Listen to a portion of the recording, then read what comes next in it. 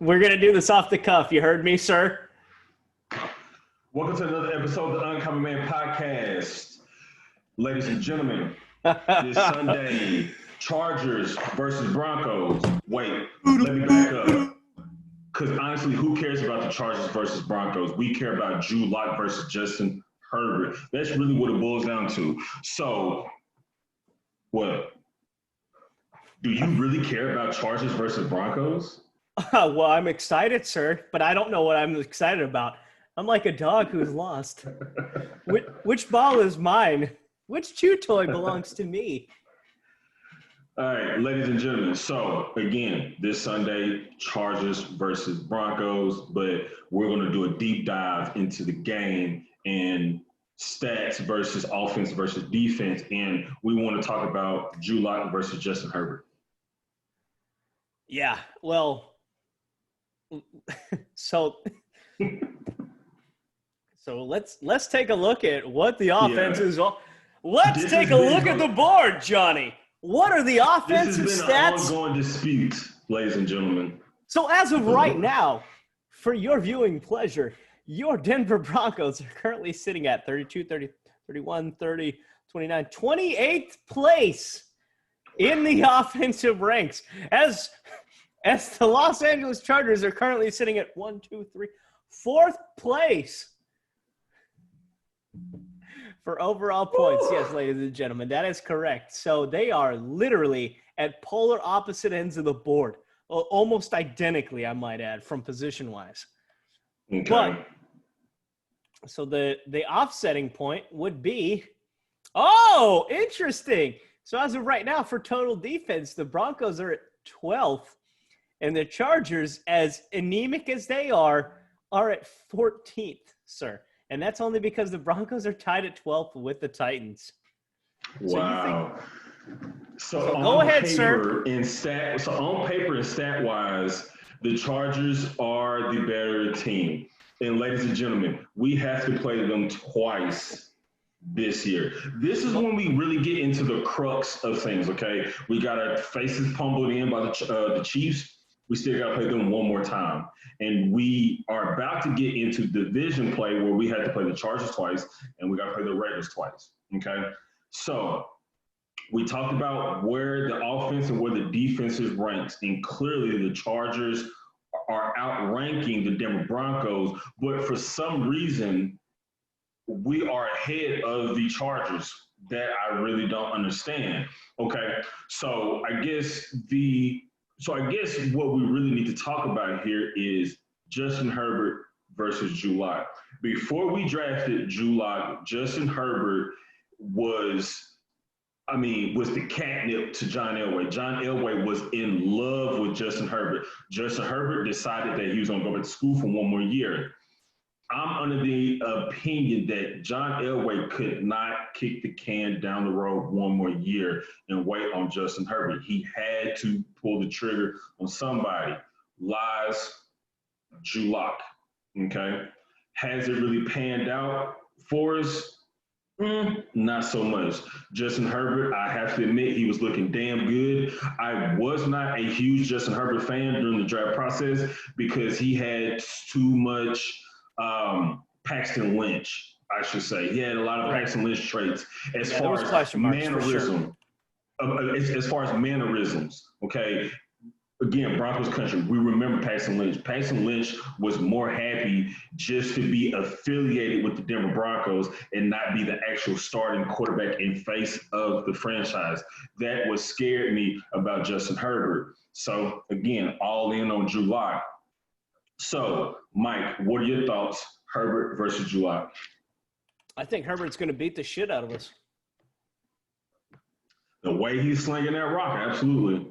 So, we had this argument last week, or earlier on in the week, and I still think I'm 100% correct, and you're out of your fucking mind, because let me just give you the stats so far as to why we've already ate turd, and we accept the fact that Herbert is everything that they expected he, or they hoped he would be, which transitioned out of U of O, which is weird.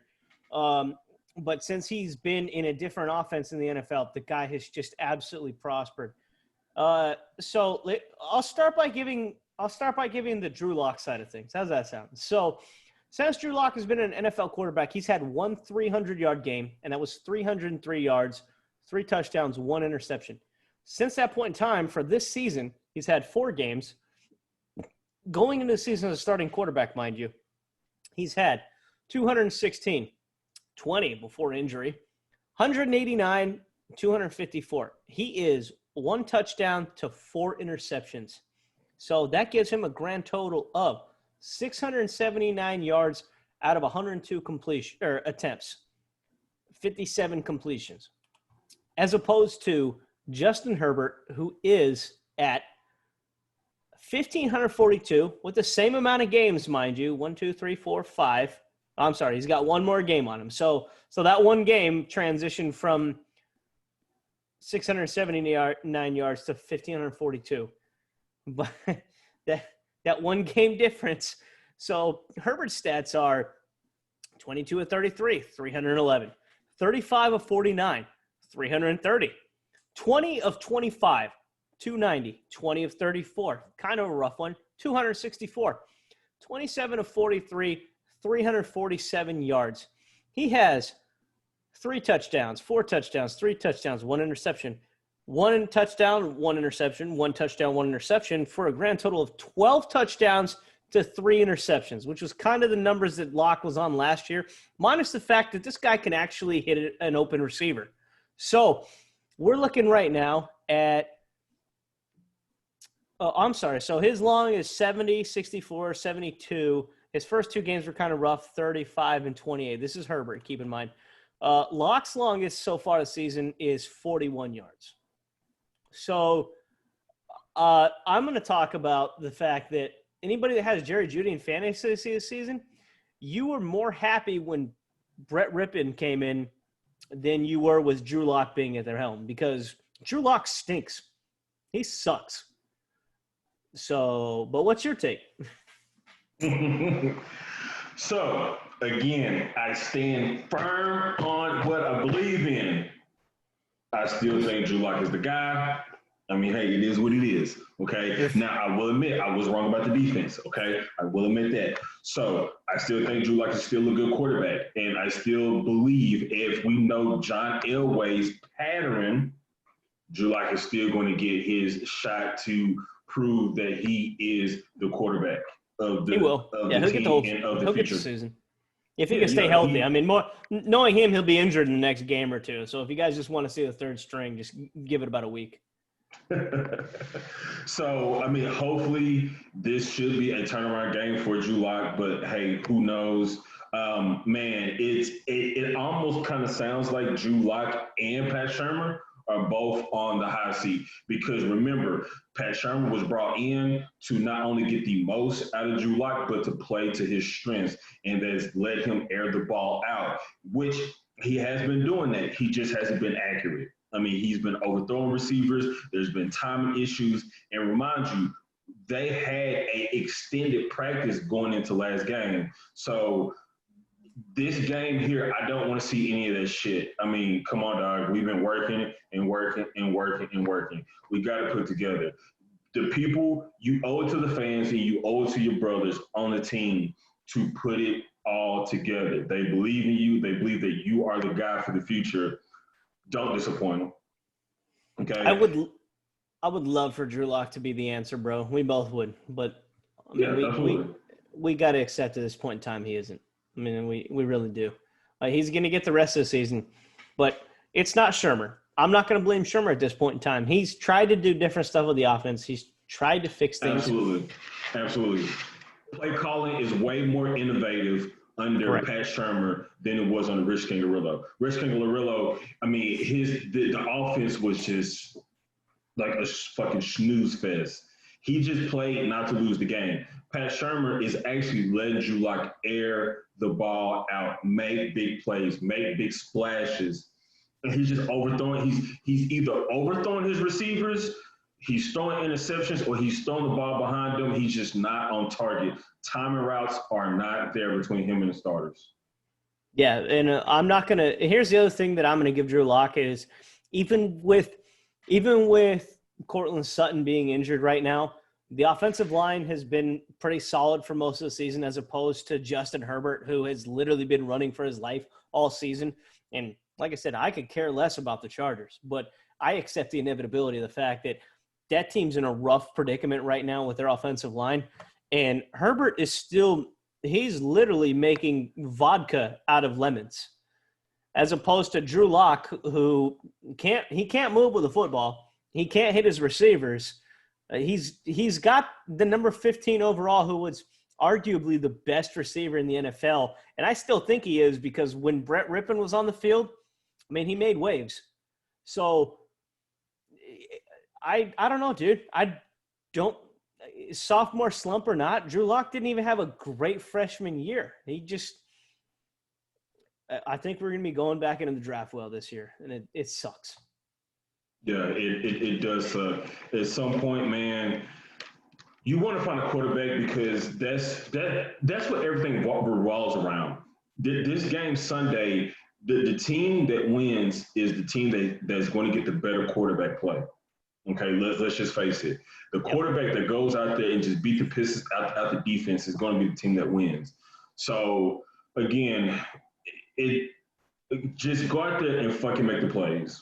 All right, let's stop the bullshit excuse and let's stop the fucking pussyfooting around. Dude, just go out there and make the plays. You have a rocket of an arm. If you're going to air the ball out, at least don't throw the ball 5 yards in front of your receiver.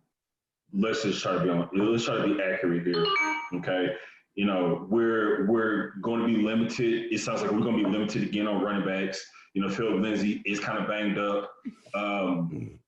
So we probably are going to be down a running scheme. So, again, if we got to go to the arm of Drew Lock, at least you can do is go out there and show out. So let's turn the tide here, buddy. You and I have been talking throughout the week about trades. We've talked about our previous episode this week. We discussed trading for defensive prospects. I want to throw you another option. Would you, if Houston / the individual that we're about to discuss was willing to trade and move, if they were going to uproot themselves, would you trade Houston the house for Deshaun Watson? Yes. I mean, that's no question.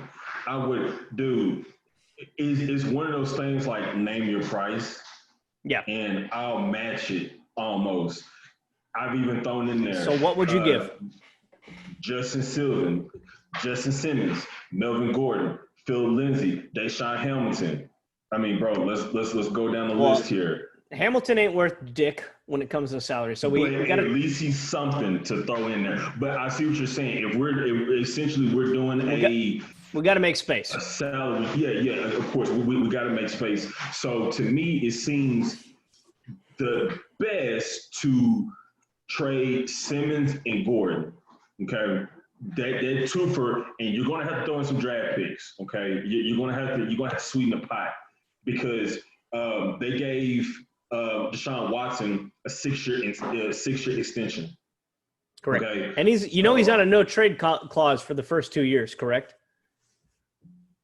So he has to actually agree in principle to the trade. That goes in effect next year, or is that currently in effect now? Well, it has to be currently in effect. He's on a current contract. So what the fuck are we talking about this for? You can't even trade him.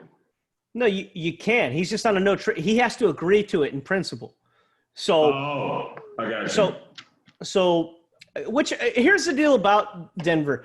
The same as Houston. All right, we like the Texans, but right now they're in a rough spot. If I'm Deshaun Watson and I'm sitting down right now and I'm hanging out in Cypress, Texas, enjoying my multi-million-dollar mansion, and I'm sitting here looking at the team and looking how badly we got destroyed, as well as what the current state of affairs is with this team. We have no head coach. We have no offensive coordinator. We have no defensive coordinator now, because the defensive coordinator is the current head coach, and he's getting ready to retire. So we've got a whole lot of holes. It's like when you're sitting there and you start doing all those aerating plugs on a golf course. It's like, all right, well, which of these is actually going to be the one that ends up fertilizing the entire yard, you know? So which ends up causing the rest of the grass to be green. When I look at what Denver has from an offensive scheme, I've got Alberto at tight end. I've got, oh, Christ. Come on, Mike. Noah Fant. All right. I've got a pretty solid offensive line, which I don't have shit here in Houston. I've got the position to have great wide receivers. I got Tim Patrick, who's shown up and shown out. He's really, he's been Cortland Sutton Jr. for the last 2 years. He really has been.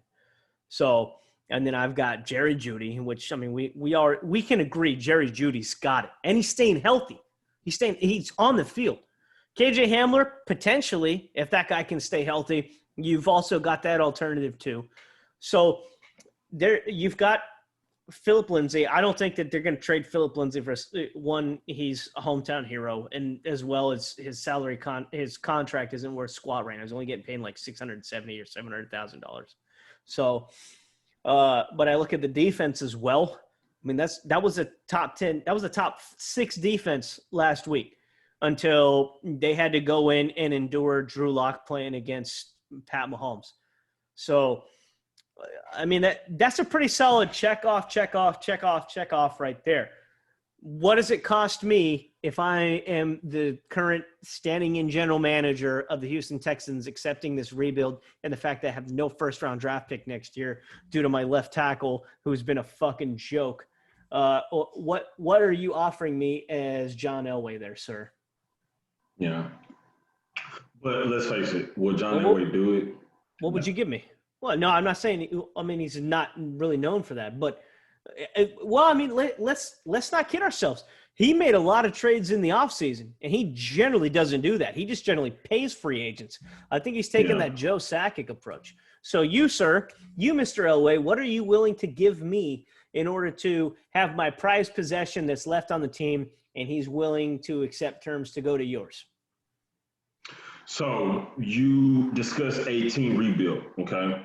So you're going to get Melvin Gordon, which I like that. He's a pretty good running back, okay? So you get Melvin Gordon. You'll get Justice Simmons as well. Justice Simmons can take over your defense, okay? You're going to have to give him a 2021 first-round pick. And you're going to have What are you giving me? What are you giving me, Mr. Elway? A 2021 first-round pick. Okay. I like that. I need one of those. I don't have one of those. Right. And it's going to have to take not only a 2021 first-round pick, it's going to have to take a third, and it's probably going to have to take a 2022 first-round pick. So you probably lose 2 first-round picks in consecutive years if you make that trade. I got to be honest, sir. Right now, this phone call sounds really appetizing. So let me ask you this. If he's interested, are you going to have the salary cap or do you think that he's going to want to do anything else with the team? Or do you think that this is going to be a plug and play position? Because I got to be honest, there might be a chance that he's going to want guarantees in the future that you're going to provide him something. So coming into next year free agency, he's talking about wanting some interest in maybe a right tackle. What do you think? Right tackle. Hey, you have to give him a right tackle. Well, you would have to give him a right tackle, Mr. Elway. The Broncos would have to give him a right tackle. They would have to. So with your 3rd round pick or 2nd round pick, you're gonna have to try to finesse somebody else to kind of move up and to draft somebody who has a lot of fucking upside, or sign somebody that's in the offseason, but there's no good right tackles that's out there. You have a decent one in DeMar, so you hope to keep that guy around because you know Juwan James ain't gonna show up for you. He's gonna be hurt not for too long. So yeah, his history isn't the greatest. So yeah, but yeah, so I would say that that's one option for us. I don't want to dig into the Ryan Fitzpatrick well. I think he got done pretty dirty in Miami, but that's the other thing that seems to be John Elway's kink, dude, is picking up just washed up veterans as opposed to people with a lot of upside. And given the fact that Watson's he's got 4 years, he's established in there. And the fact that the Denver Broncos have never in the history since 1963 in their conception, they've never drafted a franchise quarterback.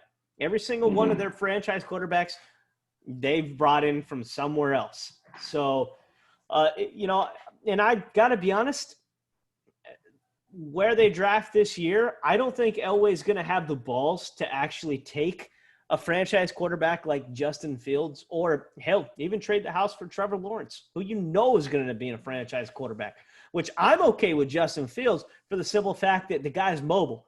Drew Lock that guy's a statue. And as a statue, you got to be able to offset that with passing yards. He can't even do that. So this is a frustrating year. Yeah, man. I think that the whole thing has been frustrating because, we had such high hopes, For sure. Absolutely. With the people that we currently had on the roster, and with some of the draft picks that you did bring in. I mean, clearly we thought it was going to have different outcomes, but it hasn't. Okay. So you go back to the drawing board and you really have to be dead set honest with yourself, and you have to stop playing this cheap ass mentality, because I feel like it happens every year. John Elway, he gets extremely tight with that wallet, and he doesn't want to throw down the big check, throw down the big cojones on, hey, the first wave, the second wave. No, he wastes the fourth and the fifth and the sixth wave guys. No. You need to make the big splash early on. You need to take the person that, dude, you paid Jawan James that type of money. And look how that shit's worked out. What the fuck else are you going to do? Well, I got to be honest. I really did like his approach this year, which was we've got cap space and we've got the ability to trade away nothing to take that. Now, see, that solely came from the Joe Sakic approach.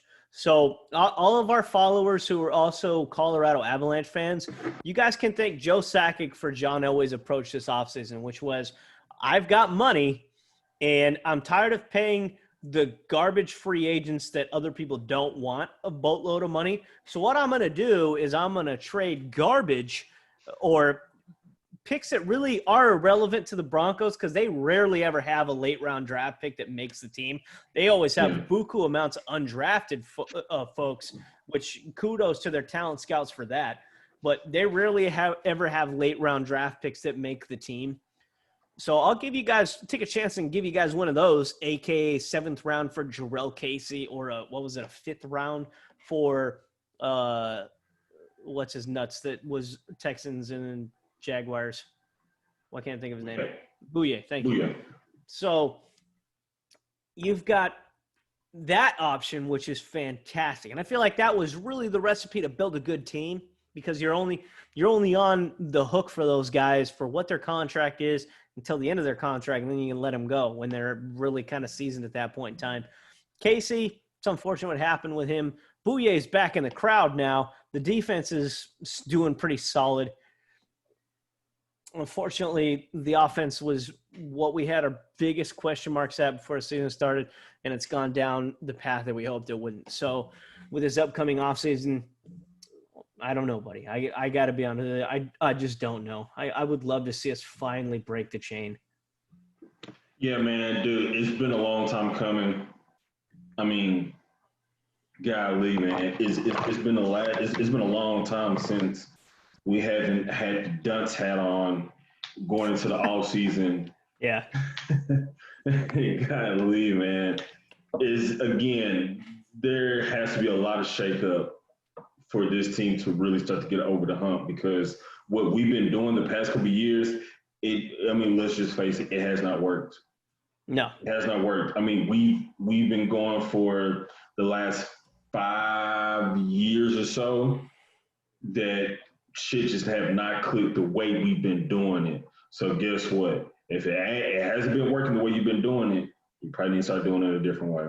I don't know, man. Dude, maybe we did something like, maybe the original owner of the Broncos, which forgive me for my lack of historical recall on that one, maybe that guy sold his soul to the devil to have a great team and a great defense and a pretty solid offense and never have a good quarterback, bro, to put it all together, other than trading the house for one or overpaying a free agent. So, but that seems to be the only recipe for success that we've ever had as a franchise.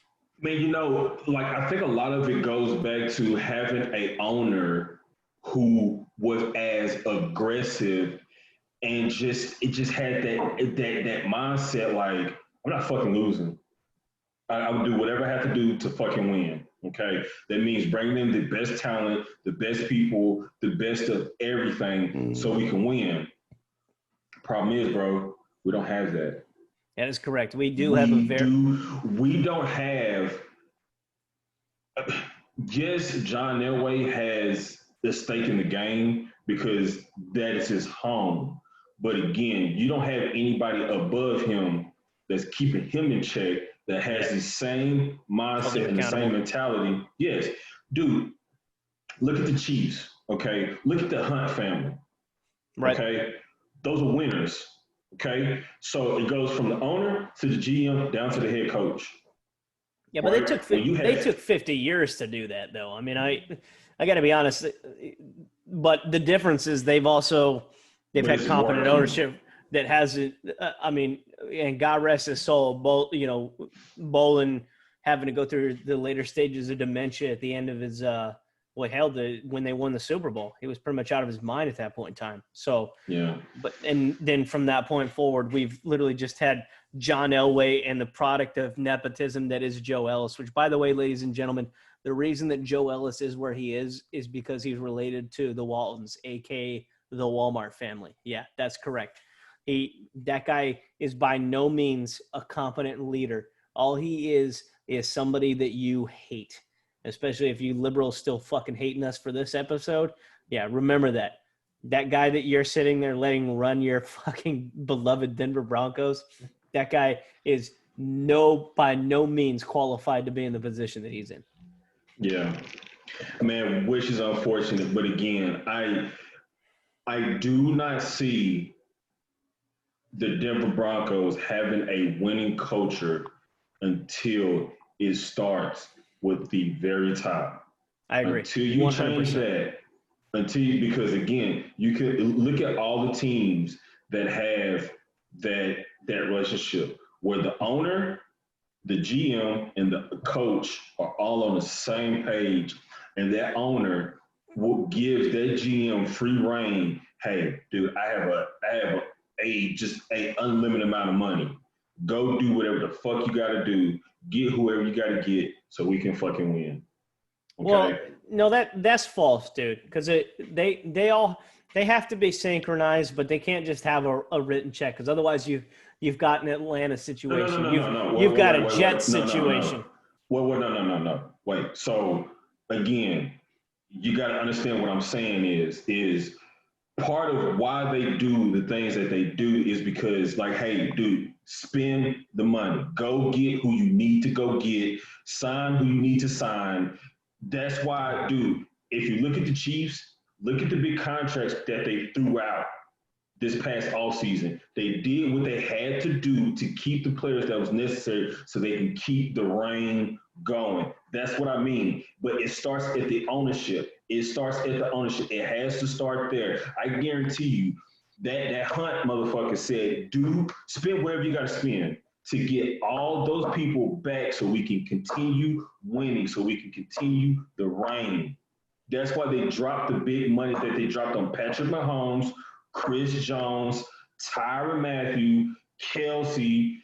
They still, right? It's the people that they're paying. I mean, they dropped major cash, and they don't give a damn because it takes that shit to win.